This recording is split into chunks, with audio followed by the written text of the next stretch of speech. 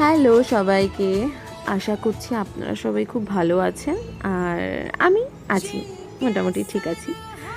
না, আজকে আমার কোনো ডান্সের প্রোগ্রাম ছিল না। এটা আগের ভিডিও। 2nd নভেম্বর আমি যেখানে অ্যাট প্রেজেন্ট ডান্স শিখছি বা করছি, শাইনি ডান্স ওয়ার্ল্ড, ওখানে অ্যানুয়াল ফাংশন হয়েছিল 2nd নভেম্বর। তো সেই অ্যানুয়াল ফাংশানে হয়ে যাওয়া একটা ডান্সের ভিডিও।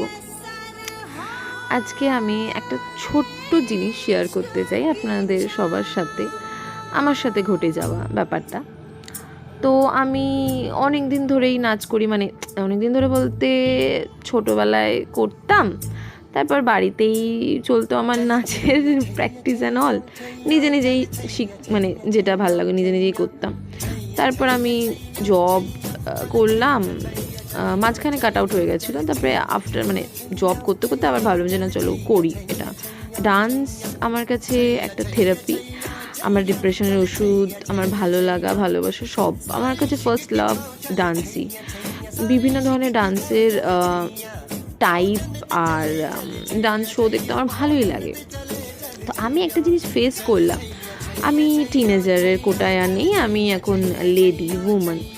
তো আমার এই নতুন করে আমি আবার যখন শুরু করলাম বা ভিডিও দিচ্ছি বা যাই হোক, যাদেরকে বললাম, আমি জানি না তারা, I don't know why those people are like জাজিং মি, লাইক যথেষ্ট এজ হয়ে গেছে, এইসব করার কোনো দরকার নেই। মানে আমি তো বুঝতে পারছি না, আমরা যারা এরকম একটা এজের পর আবার শুরু করলাম, তারা কি কিছু ভুল করছে? মানে এতে কি কারোর কিছু ক্ষতি হয়ে যাচ্ছে না?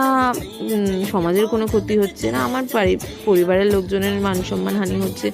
তো কেন আপনারা মোটিভেট না করতে পারুন? অ্যাটলিস্ট ডিমোটিভেট তো করবেন না। আমার বাবা সবসময় বলতেন কারোর ভালো না করতে পারলে অ্যাটলিস্ট কারোর খারাপও করো না।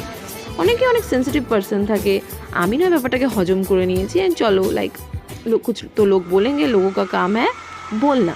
লেকিন যারা নতুন কিছু শুরু করছে, অনেক হাউসওয়াইফরাও রয়েছে যারা নতুন নতুন করে ডান্সটাকে শিখতে চাইছে, করতে চাইছে। তো কেন আপনারা সবসময় মানুষজনকে পিছনে টানেন বলুন তো? এটা ভালো জিনিস, পজিটিভ জিনিস, সেটাকে পজিটিভভাবে নিন।